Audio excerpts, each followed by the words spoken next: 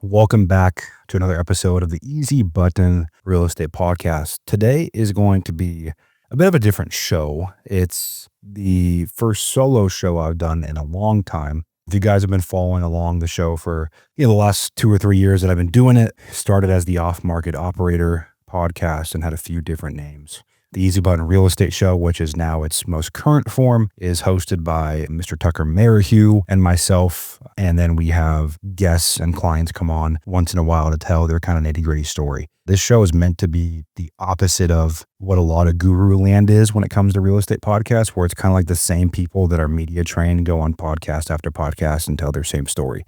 It's not meant to be that way.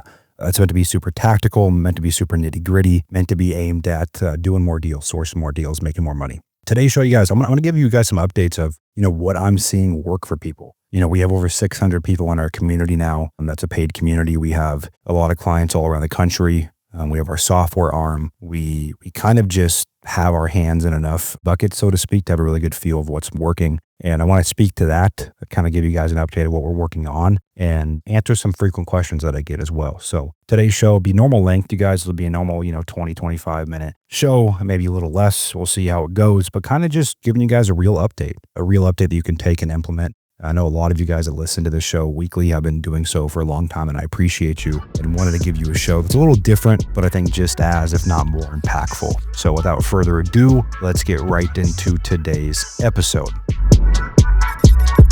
Well, over the past year at Easy Button has been more changes than there have been since I founded this business in 2018, and all the different variations of it we've had. And I've gotten more and more in tune with the belief that, having one business and being the CEO of one thing is the way to build a meaningful scale.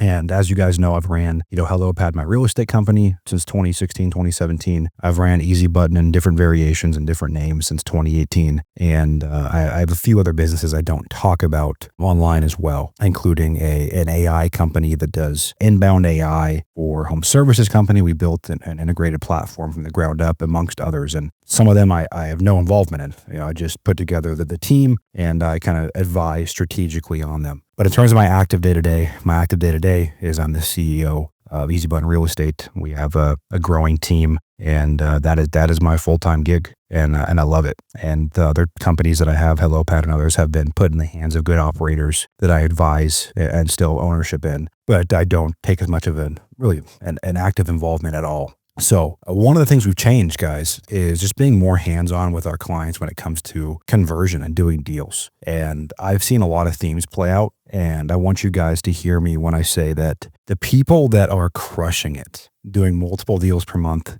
running at a pace that a lot of people don't believe is possible, they aren't special. I put out an Instagram post last week about I see people with literally three brain cells that have no education beyond high school. Some of them not even all 4 years of high school. That run laps around, engineers and people that could probably build rockets just because they don't spend time in the what ifs and the fear, and they take chances. And entrepreneurship, you're rewarded for risk taking, and they take a lot of risk and they get rewarded for that. And they just show up every single day and they put one foot in front of the other. A lot of you guys, you spend so much time in productive distraction and tinkering and going in circles and things that have no correlation to more deals. And you have to wake up every single day and truly ask yourself the question, is what I'm doing productive distraction? What I mean by that, is it maybe productive, but really just a distraction from what you need to be doing? Or am I actually doing the one thing that's going to make everything else in my business easier or unnecessary?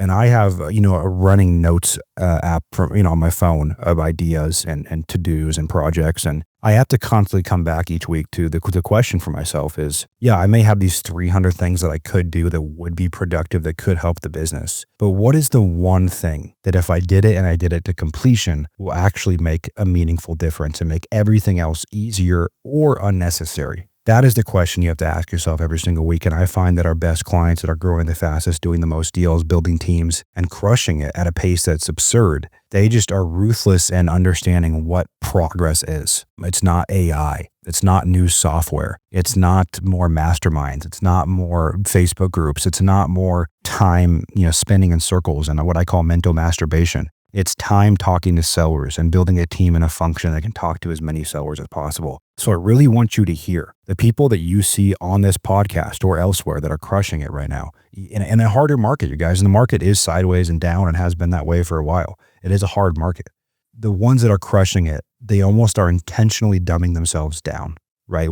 This business is not rocket science. It's simple, but not easy, right? So the implementation of it, the execution of it is challenging. It's hard to sit there for 6 hours a day and talk to sellers. I'm not saying it's not, but I would say if you're making the decision to be in this business, you have to intentionally dumb yourself down a little bit and stop looking for shortcuts and stop looking for AI tools and stop getting distracted. A practice I've really put into place for myself this year is, I'll take the first, 6 hours of my day, 7 a.m., 8 a.m. to noon or 1 p.m. or 2 p.m. and I'll just block that off. I'm not very active on Slack. I don't like to take calls in that window. And I just do the most valuable, most impactful work that I sit down and figure out. And that could be hiring, that could be building a process, that could be making content like this, that could be working with my one-on-ones with my leadership team, that could be a specific project, whatever it may be. I protect that time ruthlessly. And for a lot of you guys out there, I need you to protect 6 to 8 hours a day ruthlessly to be an employee of your business. As the CEO of EasyButton, I'm also an employee of EasyButton, right? I work for EasyButton. So I need to protect for 6 to 8 hours per day at least because, personal life stuff does come up. Team member issues do come up. I need to protect my time ruthlessly in those 6 to 8 hours per day so that I leave every single day pushing the ball forward a little bit. And then I know, when I get home at the end of the day, or I get distracted, or I get sick, or something happens in my personal life, I know that I'm moving the ball forward because I protected that time. And so many of us, we do not do that if we're honest with ourselves. So I see that theme play out time and time again, just the ability to strategize and to really put focus on what matters. The second thing, you guys, that I see impact operators around the country right now is really, it's the space between the ears. And I'm not big on like self-help and like that side of, I consume some of it, but like I'm not a big like David Goggins Hormozy guy, like lock yourself in an office and work 12 hours a day. I believe everyone should build their dream business, not what you see online, like the hustle porn stuff. But I do think, if I'm being honest with you guys, there is a lot of us that have a lot of misconceptions of what a successful business looks like between the years. And I'll give you guys an example. A longtime friend of mine, mentor, someone I've known for the better part of 8 years now, gotten pretty close, is James Daynard. I'm filming a TV show with him right now. He's been huge in my career and my growth. And I spend a lot of time with him. You guys, when I go up to Seattle, I'm staying at his duplex. We're driving to set together. Like we've spent a ton of time, my wife and I, with his wife and him and his kids. And what I'll tell you is most people would not, he has a big business. He's very successful. But most of you guys out there would not want his life for a second. Just the problems and the fires that pop up in one car ride, you wouldn't want, right? And that's how a lot of my life is too. Like genuinely, if someone sat in my shoes for a week, no matter what business looked like, most people wouldn't want it. I put content out about this. 98% of the time, it's getting your absolute ass kicked. 1% of the time, you may feel like you might know what you're doing. And then 1% of the time, you feel like you're winning. But if you can't live 98% of the time in that unknown, uncertain firefighting realm, the bigger you grow your business, there's only more of that, right? Like that's why entrepreneurships are rewarded so great financially, because you just take on a level of uncertainty and complexity that you naturally get paid for. The most impactful quote for me this year is a quote I heard, which is, as an entrepreneur, a leader of a business, your main job is to intake complexity and deduce clarity. If you have a team, you intake,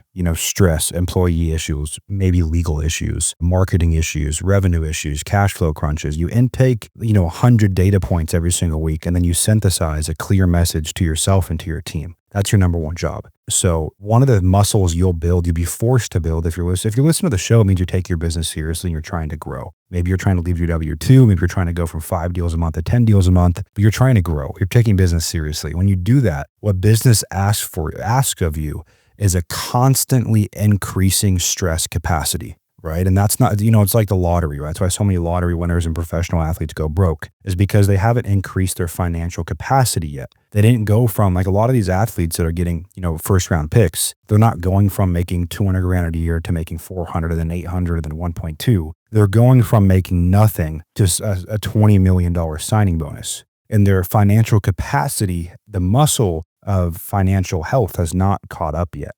And I've said on the podcast before, like, I'm thankful I don't have an $100 million a year company yet. I'm thankful I don't have a $15 million a year company yet, because I'm not the operator yet that could have that, because it's a muscle you build with reps every single day. And if you handed me a $100 million a year company right now, I'd probably run it into the ground, because there's lessons I haven't learned. There's fires I haven't dealt with. My stress capacity, while I believe it's really good, probably isn't where it needs to be. And that is the thing that a lot of people want to rush. And I urge you, if you're listening to this, to slow down and look in the mirror and remind yourself, like, the fires you're putting out now, the issues you're dealing with now, the uncertainty you're learning to live with now is building that capacity. So as you do get to $1 million, $2 million, $3 million per year, you are the person that can sustain that, and you can handle those issues, and you cannot have it implode your personal life, which does happen. I've had friends of recent in the last 2 years take their own lives because they try to rush this too quick. It leads to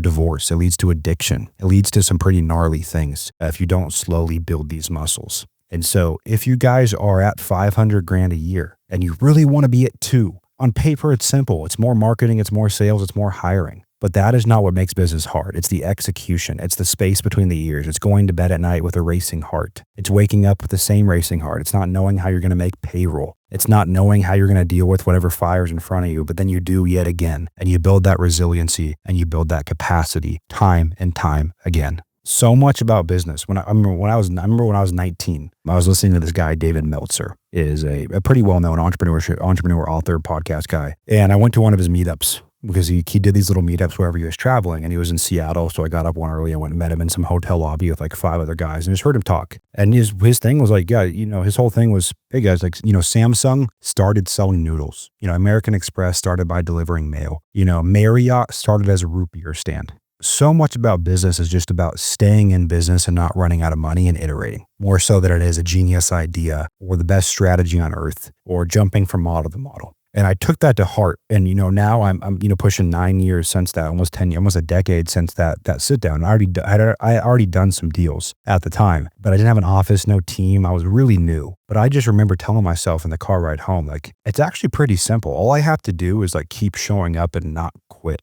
And the next step will reveal itself. If I don't run out of money and I don't quit, even if I do run out of money, I can start over. You get to, and I tell this to people all the time, is like, if you just show up for 6 to 8 hours a day, and Tucker and I have talked about this on a show before, when you're dealt a bad hand or an issue you don't know how you're going to solve, if you just show up for 6 to 8 hours per day to the office, day in and day out, there's very few issues and situations that you can't work through and you can't solve if you face them. And it's been invaluable for me. And so when I'm going through a hard, rough of business, which I do oftentimes, in fact, I would say the past 2 years have been a consistent hard stretch of business, not because of the fact that anything other than, we're just growing and the oxygen level is getting thinner and there's more challenges and more fires and more stress capacity, more things that my business and life is asking of me. I just remind myself, like, just show up tomorrow, show up the next day. And, even in my business, like, we used to plan quarterly. We used to have a quarterly meeting. We planned for the quarter. Now we have the quarterly meeting, but we plan in a 4-week sprint, because the variables change too much in a business, in a startup, as you're growing. So I recommend all of you guys really take to heart, it's not a bad thing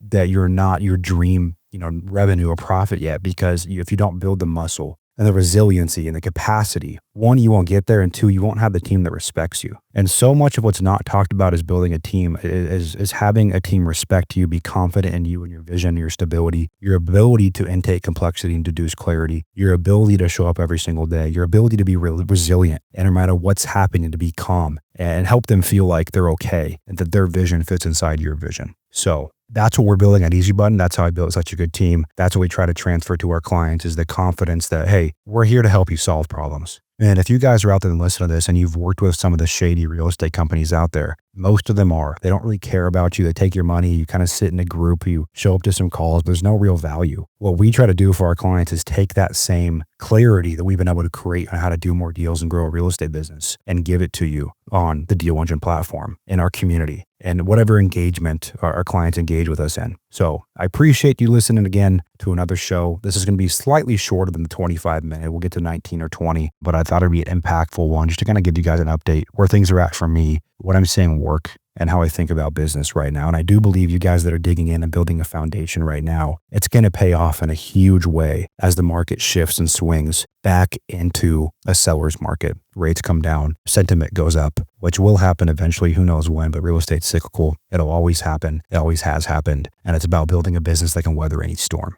Thank you guys for sticking around. If you guys do listen to the show, you know we don't run ads to this. This grows through word of mouth, and it's been growing tremendously. 2025 by far has been our biggest growth year for the show, and I can't wait to see what happens to the show the rest of the year and into 2026. You telling a friend means the world. Let us know who you want to see, what you want to see. Your feedback allows this show to grow. And as always, until next time, you're only one deal away.